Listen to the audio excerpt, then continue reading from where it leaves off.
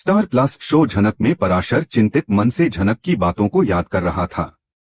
तुम अपनी लड़ाई में मुझे भी शामिल कर लो, ये शब्द बार बार उसके कानों में गूंज रहे थे। झनक की आंखों का दर्द उसे अंदर तक झकझोर रहा था। वह जानता था कि उसकी राह कठिन है, खतरों से भरी हुई। पुलिस कभी भी उसे पकड़ सकती है, लेकिन वह यह भी जानता था कि झनक को इस दलदल में घसीटना ठीक नहीं होगा। उसने झनक से कहा, जो काम मैं करता हूं उसमें बहुत खतरा है, तुम इन सब में मत पड़ो। झनक को उसकी आंखों की चिंता दिख रही थी, लेकिन वह पीछे हटने वालों में नहीं थी। दूसरी तरफ बड़ी बॉडी मून को गोदी में बैठाकर प्यार से खाना खिला रही थी। तभी सुबो और तनुजा वहां आ धमके। सुबो के चेहरे पर नाराजगी साफ झलक रही थी। वह बड़बड़ाया, मैं इस लड़की को अपने परिवार का हिस्सा नहीं मान सकता। ये तो जरूर झनक का बच्चा है और झनक अपने पाप हम पर थोप रही है। मीनू और छोटन दीदी वहां आ पहुंचे। छोटन ने बात संभालते हुए कहा, यह बच्ची अनिरुद्ध और अर्शी की है। अनिरुद्ध ने सबूत भी दिखाया था, ऑडियो में तो झनक और उस औरत की आवाज थी। सुबो अभी भी सशंकित था कि ऑडियो कहीं झूठा न हो। तभी अर्शी हामफती हुई वहां पहुंची। मून दादी की गोद से उतरकर अर्शी की ओर दौड़ी। मुझे माँ के पास जाना है, उसने मासूमियत से कहा। सुबो ने उसे रोक लिया। तुम्हारी माँ का नाम क्या है? मून ने तोतली आवाज में जवाब दिया, नूतन। और पापा का नाम? इस सवाल पर मून का चेहरा उतर गया। मुझे नहीं मालूम, लेकिन सब लोग बोलते हैं कि परासर मेरे बाबा हैं। लेकिन ना, मेरे बाबा और माँ कोलकाता में रहते हैं। मून की मासूम बातों से सब लोग चौंक गए। अर्शी ने उसकी आंखों और चेहरे को ध्यान से देखने लगी, अंदर से बेचैनी में डूबी हुई। अनिरुद्ध जो यह सब दूर से देख रहा था, उसके चेहरे पर दर्द साफ था। उसने अर्शी से पूछा, तुम देख रही हो ना कि यह तुम जैसी नहीं है?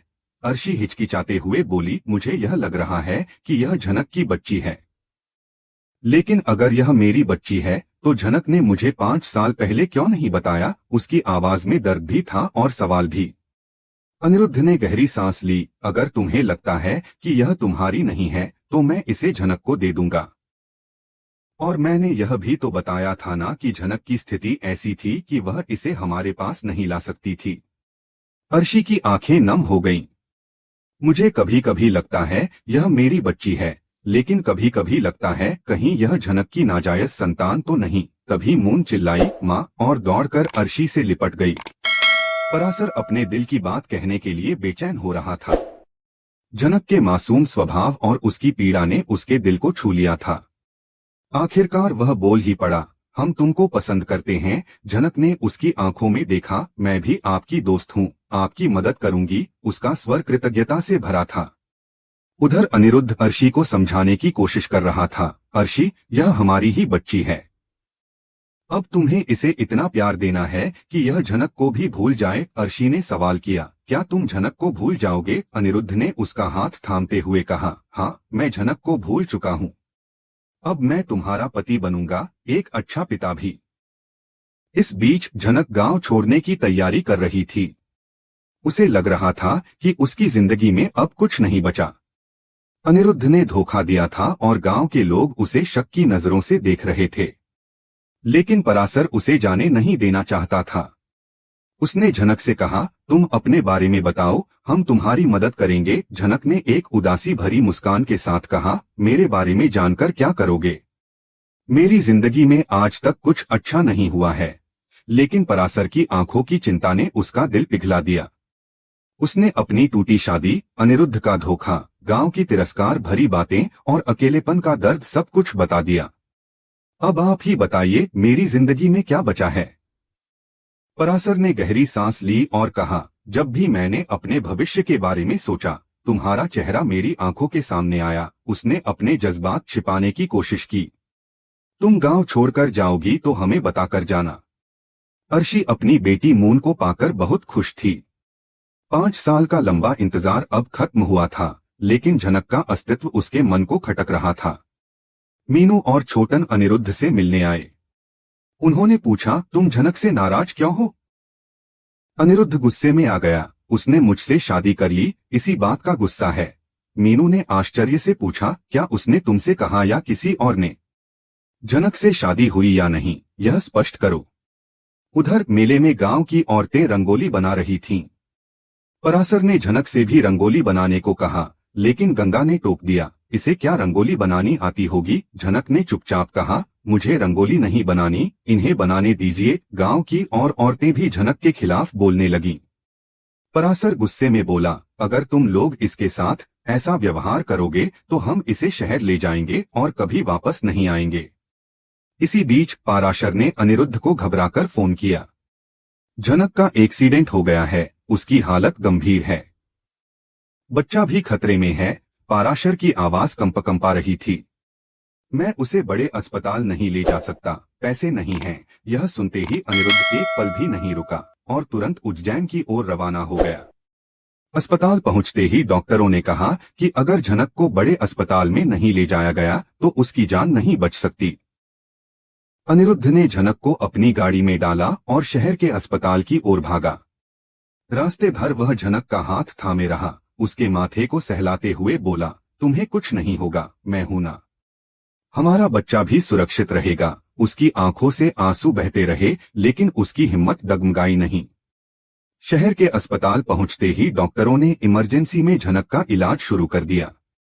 कुछ घंटों बाद उन्होंने बताया कि अब हालत स्थिर है और बच्चा भी सुरक्षित है। अनिरुद्ध की आंखों से राहत के आंसू निकल पड़े। यह हादसा उसकी जिंदगी का नया मोड़ बन गया था। अब अर्शी, जो खुद को मां कहती है, जनक को नुकसान पहुंचाने की योजना बनाने लगी थी। उसका मन अभी भी अशांत था, लेकिन इस बार अनिरुद्ध सतर्क था। पराशर भी अब पूरी तरह जनक के साथ था। अपनी गलती का प्रायश्चित करते हुए उसने जनक का साथ देने का फैसला कर लिया था।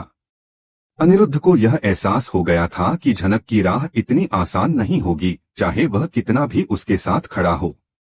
गांव वालों की कटाक्ष भरी बातें, अर्शी की गहरी नफरत और जनक की खुद की कमजोरियां बार बार उसके सामने दीवार बनकर खड़ी हो जाती थीं। अस्पताल के उस सन्नाटे भरे कमरे में अनिरुद्ध जनक के पास बैठा था। उसकी बेहोशी से जूझती सांसें सुनता रहा। उसने धीरे से उसका हाथ पकड़ा और धीमे स्वर में बोला, जनक, मुझे माफ कर दो। मैंने तुम्हारे साथ बहुत अन्याय किया है। अब मैं तुम्हें और हमारे बच्चे को कभी नहीं छोड़ूंगा। मैं अर्शी को सब कुछ सच बता दूंगा। लेकिन जैसे ही उसके शब्द पूरे हुए, अर्शी दरवाजे पर खड़ी दिखी।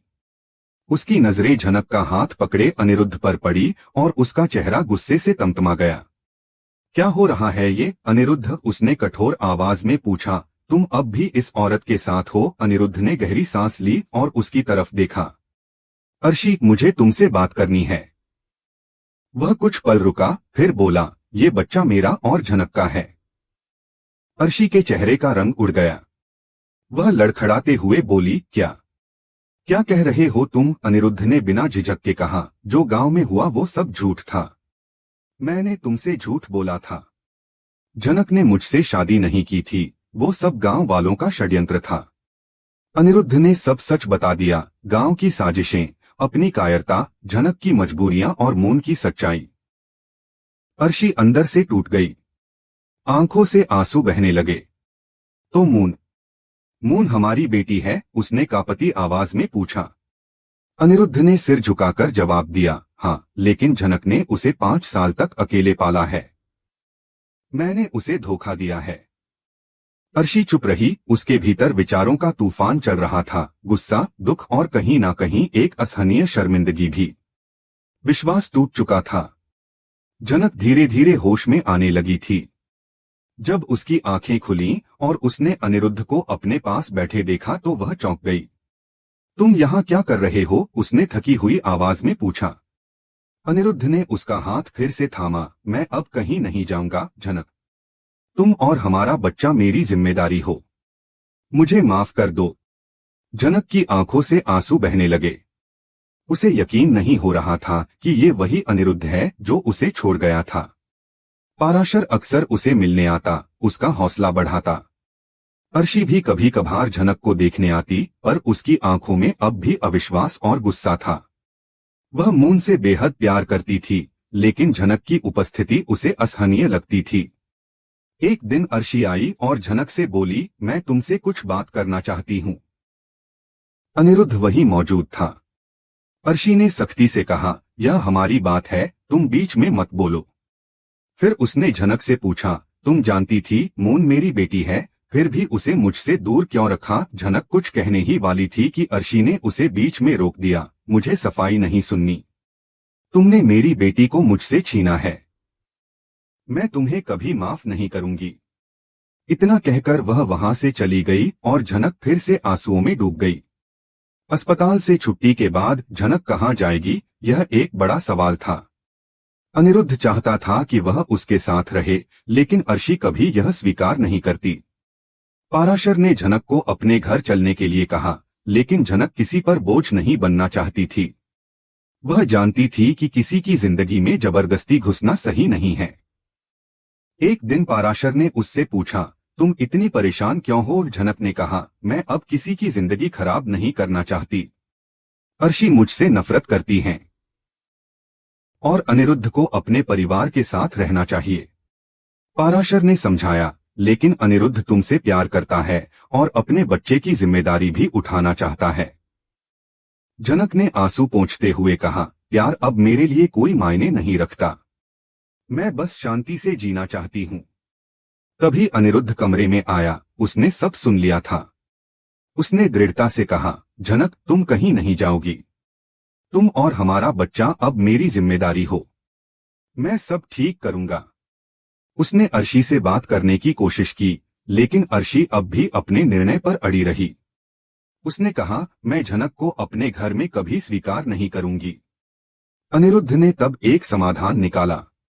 उसने झनक और बच्चे के लिए शहर में एक छोटा सा घर किराए पर ले लिया। अब वह दो घरों में बंट गया था, एक ओर अर्शी और मून, दूसरी ओर झनक और उसका होने वाला बच्चा। यह संतुलन बनाए रखना उसके लिए आसान नहीं था। अर्शी का गुस्सा अभी भी बना हुआ था और वह अनिरुद्ध पर दबाव बनाती रही कि वह झनक से सारे रिश्ते खत्म कर दे। लेकिन अब अनिरुद्ध पीछे नहीं हट सकता था। समय बीता और वह दिन भी आया जब झनक ने एक स्वस्थ बेटे को जन्म दिया। अनिरुद्ध उस वक्त उसके पास था। नवजात को गोद में लेकर उसकी आंखों में आंसू थे। वह जानता था कि अब उसकी जिम्मेदारी और बढ़ गई है। जब अर्शी को यह खबर मिली तो उसका गुस्सा और बढ़ गया। उसे लगा कि अनिरुद्ध अब झनक के और करीब हो जाएगा।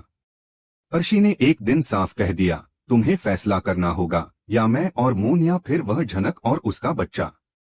अनिरुद्ध एक कठिन दुविधा में फंस गया। तभी कहानी में एक नया मोड़ आया। मून, जो अब 5 साल की हो चुकी थी, सब कुछ धीरे धीरे समझने लगी थी। एक दिन उसने अपनी माँ से पूछा, पापा हमेशा उस आंटी के घर क्यों जाते हैं? अर्शी ने टालने की कोशिश की, लेकिन मून ने जिद की। आखिरकार अर्शी ने उसे झनक और उसके भाई के बारे में सब कुछ बता दिया। मून को यह जानकर हैरानी हुई कि उसका एक और भाई है। एक दिन वह खुद झनक के घर गई और अपने भाई को देखा। बच्चे की मासूमियत और झनक का स्नेह उसे भा गया। उसने अर्शी से कहा, माँ, हम उस आंटी और बेबी के साथ क्यों नहीं रह सकते? मून की मासूम बातों ने अर्शी के दिल को छू लिया। उसने महसूस किया कि उसकी नफरत उसकी बेटी पर भी असर डाल रही है। कुछ दिनों के सोच विचार के बाद अर्शी ने अनिरुद्ध से कहा कि उसे झनक और उसके बच्चे के साथ रहने में कोई आपत्ति नहीं है, लेकिन कुछ शर्तों पर। दोनों परिवार एक ही घर में रहेंगे, लेकिन कमरों की गोपनीयता बनी रहेगी। अनिरुद्ध को सभी को समान रूप से समय और प्यार देना होगा। अनिरुद्ध खुशी से झूम उठा। झनक भी खुश थी। अब उसका बेटा सुरक्षित था और उसे एक परिवार मिला था। घर में धीरे धीरे संतुलन बनने लगा। कभी कभी झनक और अर्शी के बीच बहस हो जाती, लेकिन मून और अनिरुद्ध बीच बचाव करते। समय के साथ अर्शी के दिल में भी बदलाव आने लगा। उसने झनक के दर्द और उसके बेटे के मासूमियत को समझा। एक दिन उसने झनक से माफी मांगी। झनक ने उसे गले से लगा लिया। एक नई शुरुआत हुई थी। अनिरुद्ध, अर्शी, झनक, मून और नवजात बेटे सब मिलकर एक अनोखा लेकिन प्रेम से भरा परिवार बन चुके थे। पाराशर उन्हें देखकर खुश होता और अंततः यह लगता कि झनक को उसकी खोई हुई शांति मिल गई है।